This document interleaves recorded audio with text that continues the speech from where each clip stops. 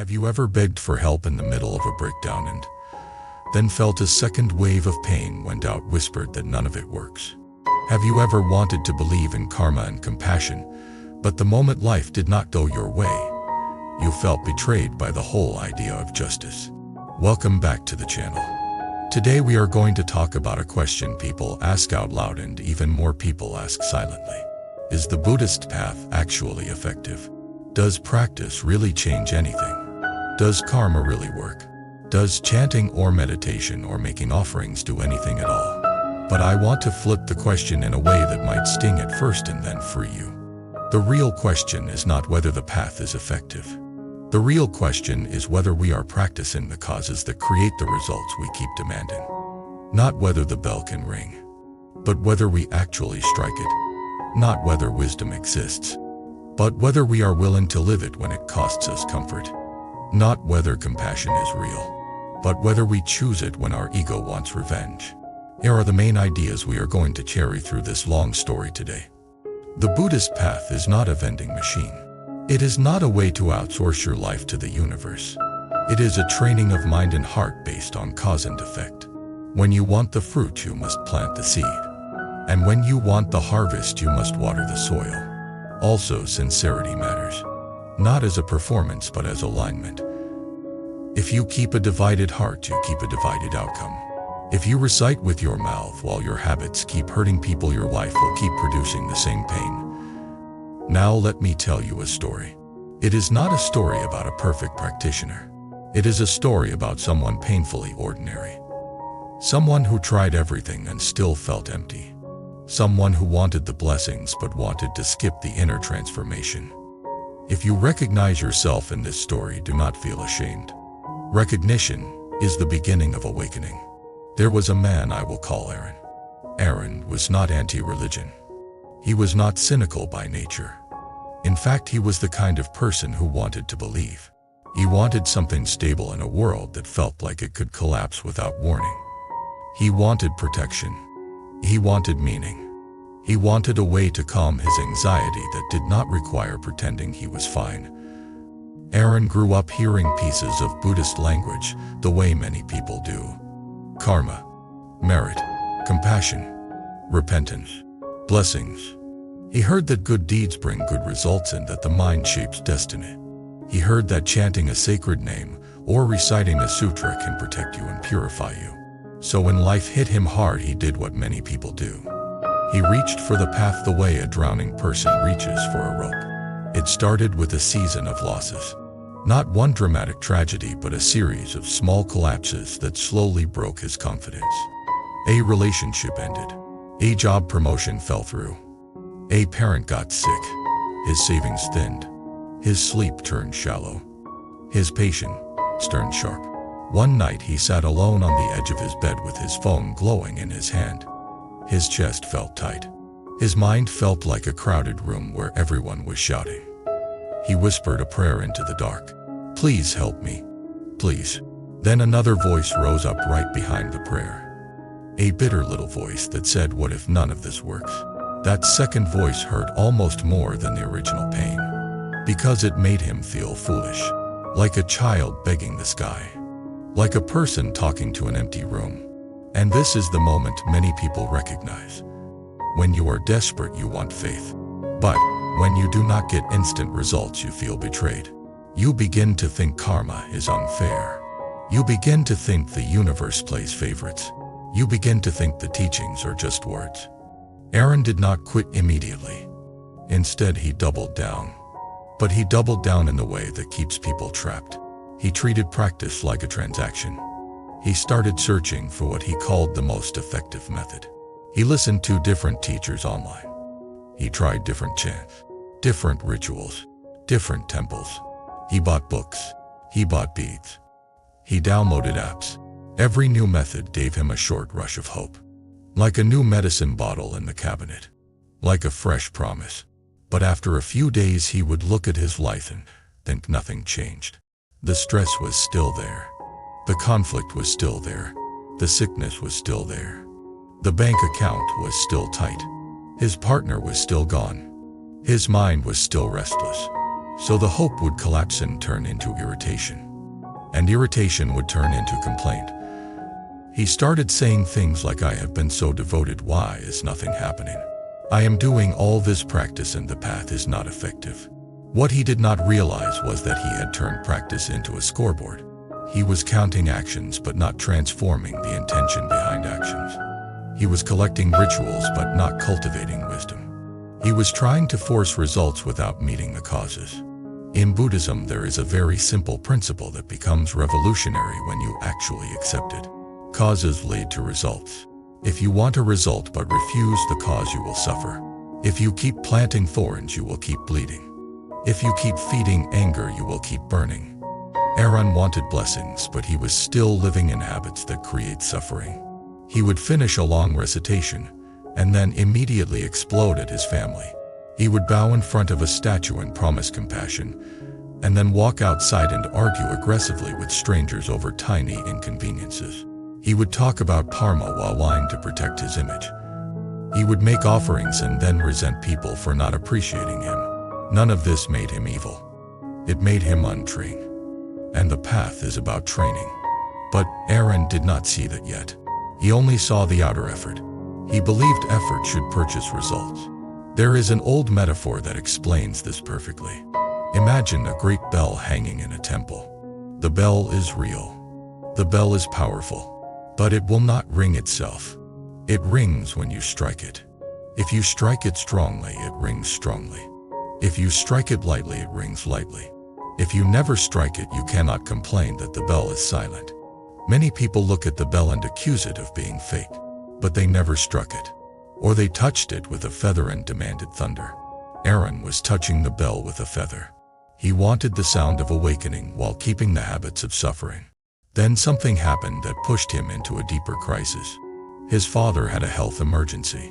It was not a slow, gentle decline. It was sudden. One day his father was joking. The next day he was in a hospital bed with tubes and machines. Aaron stood in the hallway with a paper cup of bitter coffee in his hand, staring at the floor tiles as if they could tell him the future. He started reciting in his mind desperately. He wanted a miracle. He wanted the doctors to come out smiling. He wanted a guarantee. Hours passed. No guarantee came. The doctor gave careful words. We will do what we can. We will monitor. We will try. Aaron felt rage rise inside him like fire. He thought, I have been practicing. I have been trying. Why is this happening? In that moment he did not see karma. He only saw injustice. That night he went outside the hospital into the cold air and called a friend. His voice shook as he talked. He said, I do not know if any of this is real. His friend listened quietly and then said something unexpected. I know someone you should meet. Aaron almost refused. He was tired of people recommending new methods. But desperation made him say yes. A few days later he met an older man at a small quiet place that was not impressive. No fancy altar, no dramatic atmosphere, just a simple room with chairs and the smell of tea. The older man did not ask Aaron to convert. He did not brag about secret techniques. He did not promise miracles.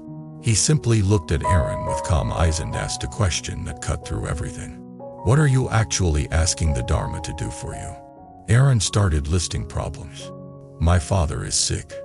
My life is falling apart. I cannot sleep. I need help. I need protection. The older man nodded. Then he asked again in a gentler way. When you say you need help, what do you mean? Do you mean you want pain removed? Or do you mean you want wisdom and strength to meet pain without destroying yourself and others? Aaron did not answer right away. He realized he had been asking for removal. He had been asking for a life with fewer storms. The older man poured tea slowly and said something that changed the direction of the whole conversation. The Dharma is not here to replace your life. It is here to transform your mind. When the mind transforms, the life transforms. But the path does not skip cause and effect.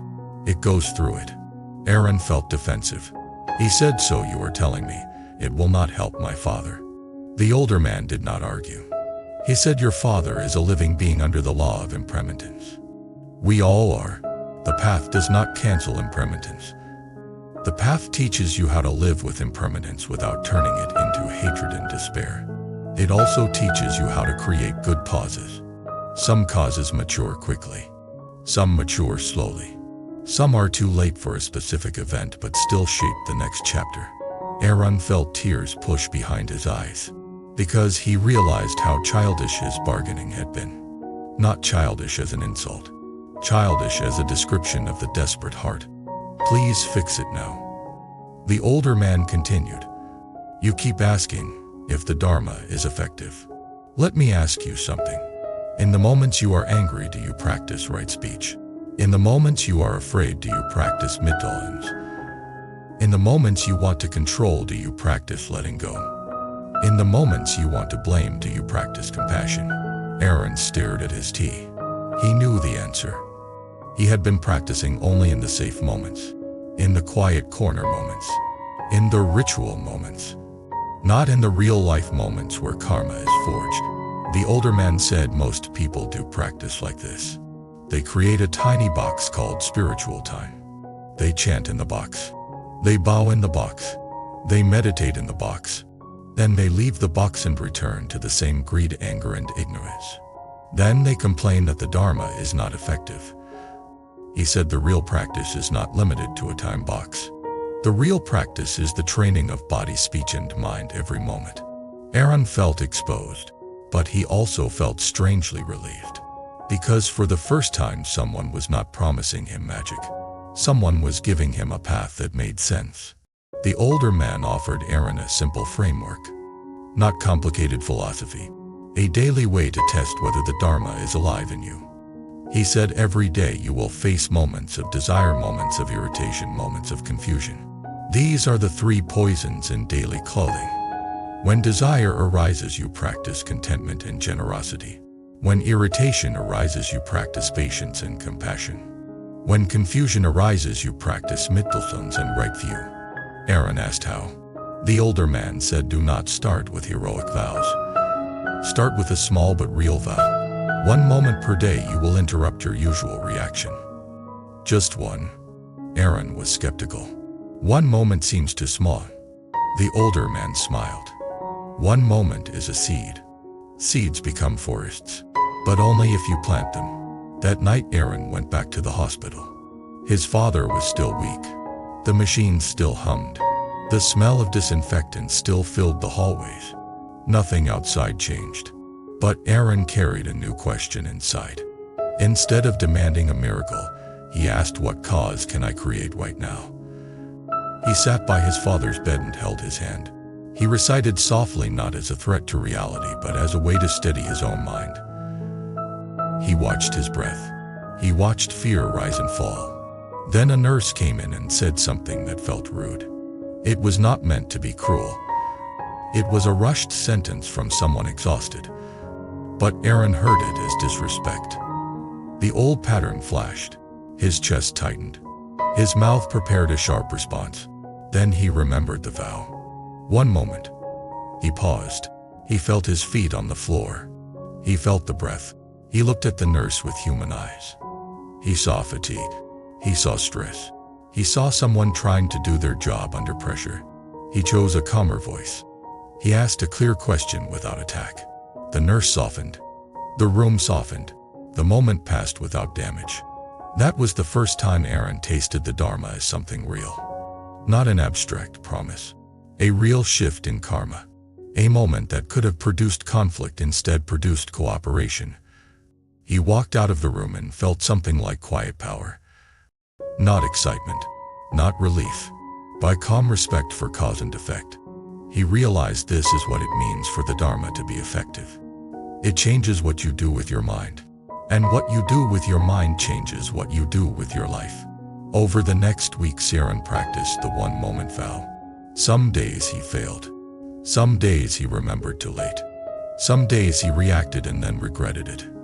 But even that regret became useful, because he started seeing his patterns clearly. This is an important point. People often ask why their practice does not feel effective. Sometimes it feels ineffective because it is making you conscious of what you used to ignore. Before practice, you may not notice your anger. You just call it being honest. Before practice, you may not notice your craving. You just call it ambition. Before practice, you may not notice your jealousy. You just call it being realistic. Then practice turns on the light. And when the light turns on, you see the mess. Some people panic and think the light made the mess. No, the mess was already there. The light just revealed it. That revelation is the beginning of wisdom. Aaron began meeting the older men regularly. Sometimes they talked. Sometimes they sat in silence. The older man taught him something about sincerity that Aaron had never understood. He said sincerity is not intensity. It is consistency. It is alignment between your words and your actions. You can cry and beg and still be insincere if you refuse to change the causes of your suffering. Aaron remembered how he used to chant with a clenched fist inside his heart. He was chanting while secretly saying, "You better give me what I want." The older man said that inner demand is a kind of violence. It turns practice into pressure. Pressure becomes resentment. Resentment becomes doubt. Doubt becomes abandonment. And the cycle repeats. He said, instead practice like watering a tree. You water today. The tree does not instantly become tall. But the watering is not wasted. It becomes life in the roots. Aaron started applying this to everything. When he gave kindness, he stopped expecting immediate reward. When he apologized, he stopped demanding the other person forgive instantly. When he recited, he stopped checking whether the universe approved. He started valuing the invisible changes, the softening of speech, the slowing of reactivity, the increase of patience, the ability to feel pain without turning it into cruelty. This is where many people misunderstand the Buddhist path. They look only for external proof. They want money to appear. They want enemies to disappear. They want illness to vanish. They want life to obey. But the Dharma works first in the inner world. And then the inner world changes the outer world through a chain of causes. Think about it. If you become less reactive, you create fewer conflicts. If you create fewer conflicts, you reduce stress.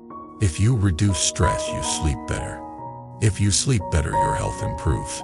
If your health improves, your decisions improve. If your decisions improve, your finances and relationships improve. That is not fantasy.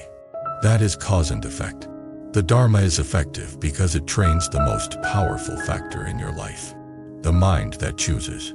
Now let us talk about something that the older man emphasized strongly: merit. Many people treat merit like points. They think if they do enough rituals, they collect enough points and then life has to reward them. But the older man taught Aaron a different view. He said merit is the wholesome energy created by wholesome intention and action. But it is fragile when you poison it with anger. In Buddhist language, there is a teaching that anger can burn a forest of merit. In modern language, it means one episode of uncontrolled rage can destroy trust built over years. One moment of cruelty can cancel the good you did publicly. One moment of arrogance can erase the blessing of generosity. Aaron knew this from his own life. He had done good things and still felt his life falling apart because his anger kept sabotaging his relationships. So he began practicing a new discipline. He treated his speech like a doorway. Every harsh word he did not say was a protection. Every kind word he chose was an offering. He did not become soft in the sense of being weak. He became clear without poison. And gradually, he noticed something strange. The more he practiced this way, the less he needed to ask whether the Dharma was effective. Because he was living the answer. He could feel the effectiveness. His mind was less chaotic. His body was less dense. His relationships were less explosive. His sense of meaning grew. The older man explained why. He said, when you stop feeding the three poisons, you start releasing boundless light and boundless life within your own heart. Light means awareness. Life means stability. You become someone who can endure. Someone who can respond wisely. Someone who can hold compassion without collapsing. This is the deeper blessing. But Aaron still faced the big pain.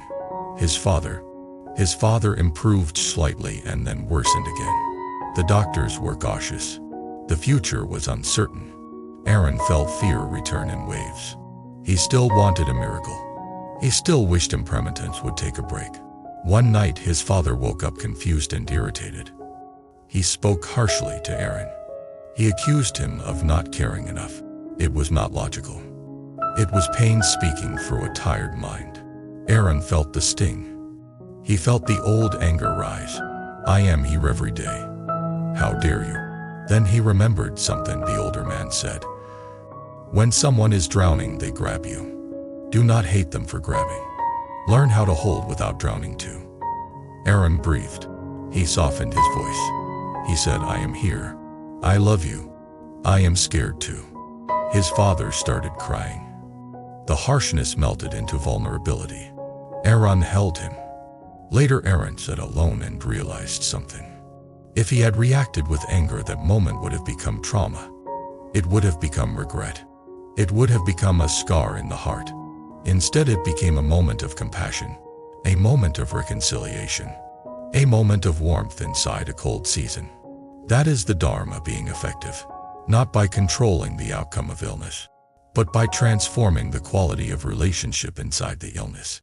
This is one of the most difficult lessons for modern minds. We want control. We want certainty. We want guarantees. But the Dharma offers something subtler and more powerful. It offers freedom within uncertainty. It offers wisdom within pain. It offers compassion within impermanence. Now you might be thinking, what about the external world? Does the Dharma change fate? Yes, but not as a magic trick. It changes fate through karma. When your intention changes, your actions change. When your actions change, your habits change. When your habits change, your relationships change. When relationships change, opportunities change. When opportunities change, your material life changes. This is the turning of destiny. Aaron started seeing examples everywhere. He used to lose jobs because he fought with people. Now he practiced patience. He became easier to work with. That opened doors. He used to spend money impulsively to soothe anxiety. Now he practiced mindfulness and contentment. His finances stabilized. That reduced fear. He used to chase approval. Now he practiced self-cultivation and quiet sincerity. His confidence became less dependent on external praise. That changed how others respected him. None of this happened overnight. It happened like a tree growing. Slow. Invisible day by day. Obvious after a season. This is why people who demand instant results think the Dharma is not effective. They are looking for fireworks while the Dharma is building foundation. Let me bring in another layer that the older man taught Aaron. Emptiness. When people hear emptiness, they think it means nothing matters. That is not the point. Emptiness means things do not exist independently. Everything arises due to condition. Your emotions arise due to conditions. Your reactions arise due to conditions. Your suffering arises due to condition. If suffering arises due to conditions, then you can change conditions. That is hope. That is agency. That is practice. Aaron started watching the conditions of his anger. He noticed he got angry when he was hungry, tired, and feeling disrespected. He noticed he got angry when he felt powerless. He noticed he got angry when he was comparing himself to others. Once he saw the conditions, he could work with them. He ate better. He rested more.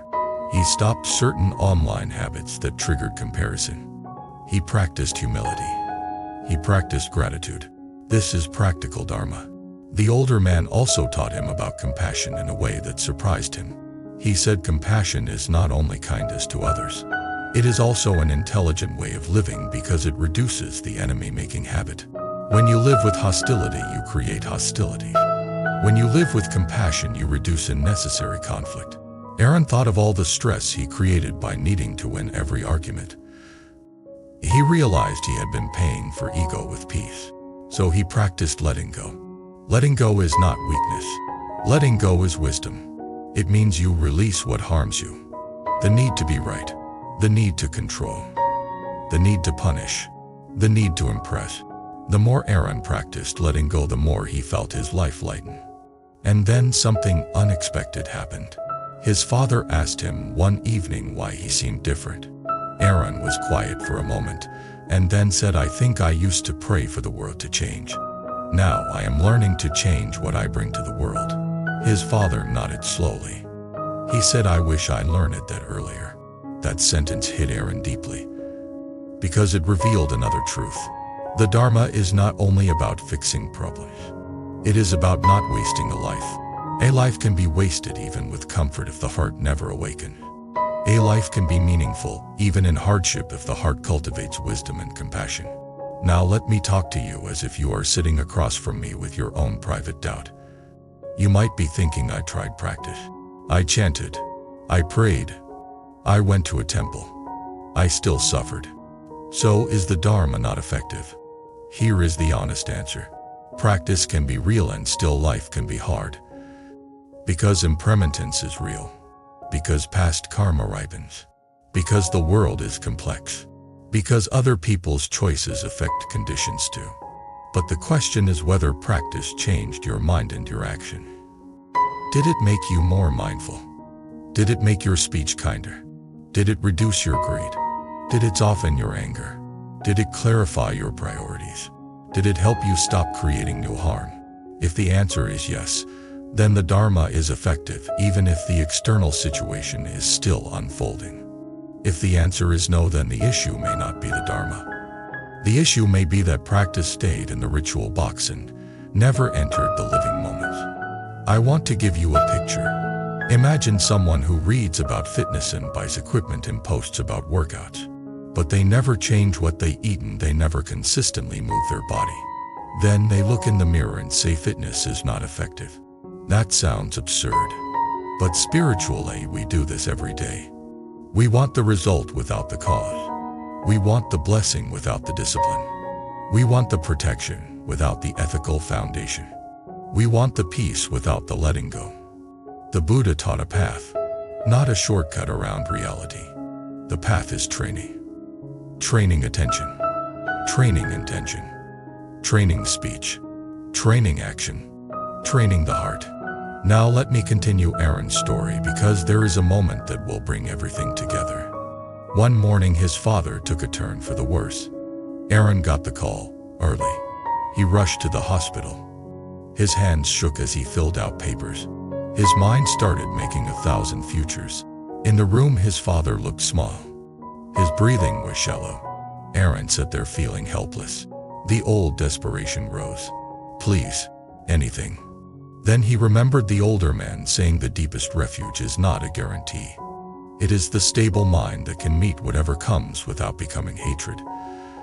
Aaron held his father's hand and began reciting softly. He did not recite to demand. He recited to stabilize. He recited to keep his heart from collapsing into panic. He recited to fill the room with tenderness. Hours passed. His father opened his eyes and looked at Aaron. He could not speak much, but he squeezed Aaron's hand. Aaron felt tears fall. Not the tears of anger, the tears of love.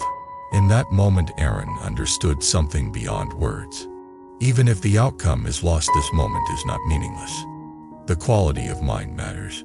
The quality of heart matters. Compassion matters. Wisdom matters. This is the true effectiveness of the Dharma. His father passed away later that week. Aaron grieved. He did not pretend spirituality made him numb. He cried. He ached. He felt emptiness. But something was different.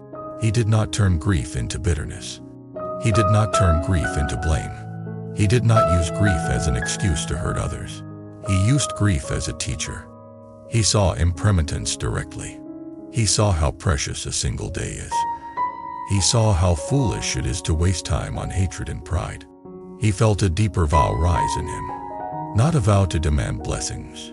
A vow to live with compassion and wisdom while he still could. This is what in Mahayana language is called bodhisattva. The awakened heart. The intention to cultivate awakening not only for yourself, but so your life becomes beneficial. Aaron began volunteering quietly. Not for praise, because he felt the truth of interdependence. Other people's suffering was not separate from his. Helping others softened his own heart. He also began practicing repentance in a healthier way. Not self-hatred, Repentance as honest recognition of harmful habits and a sincere intention to stop creating those causes. He became more careful with speech. He stopped spreading gossip. He stopped feeding rumors. He stopped enjoying the taste of negativity. He realized that what you consume mentally becomes what you become. As he stopped feeding negativity, he felt his mind lighten. The world did not become perfect, but his inner weather improved. Months later, he met the older man again and said, "I think I understand why you asked me what I was really asking the Dharma to do." The older man smiled. Aaron said, "I was asking it to protect my ego. I wanted a guarantee that I would not lose. But the Dharma is teaching me how to live even when I lose. And strangely, that feels like the greatest protection." The older man nodded. He said, "Yes, the Dharma does not remove every wave. It teaches you how to become a stable boat." Now let me move toward a close by offering you something personal.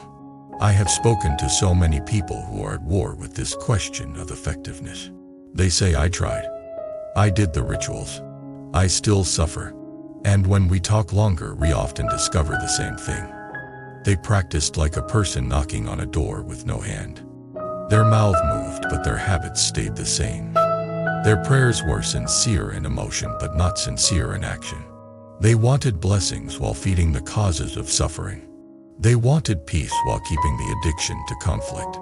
They wanted protection while keeping the habit of harming themselves and others through speech and anger.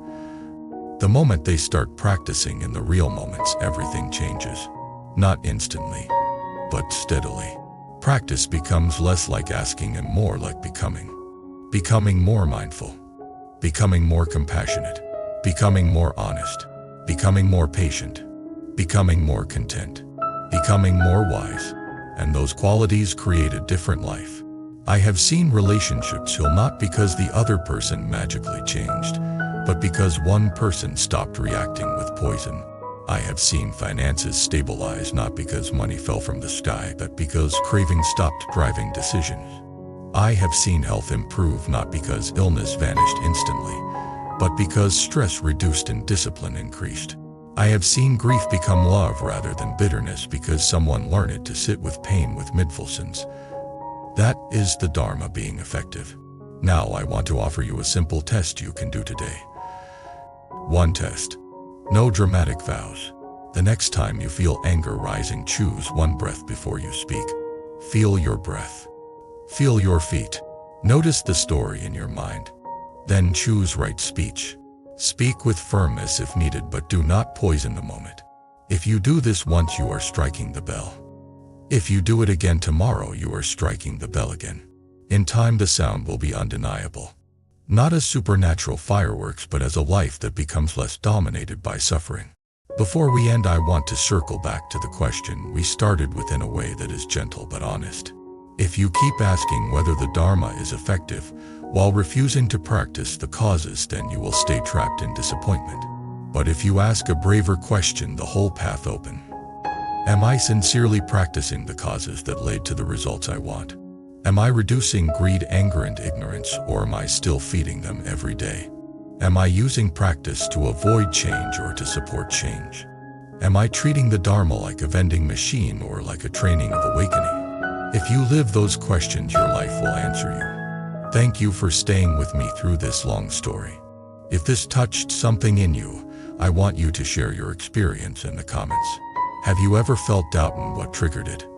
Have you ever seen a moment when practice changed your reaction and changed the outcome? Your story might be the mirror someone else needs right now. If you want more deep long-form videos that connect karma, compassion, and daily life in a way that feels real, subscribe to the channel. Like the video so it can reach people who are suffering quietly. And if you want to support the channel even more, you can join the membership and help keep these teachings and stories alive. Until next time, keep practicing in the real moments and let the bell ring in your own life. Life gets noisy. Work, stress, expectations. Sometimes we lose touch with the quiet part of ourselves. Bracelet isn't just an accessory. It's a small reminder that you deserve peace. You deserve moments of stillness. You deserve to hold on to your inner balance. If one of these bracelets speaks to your heart, you'll find the purchase link in the description below, and even more auctions available on our channel's shop page. Pick home the one that feels right.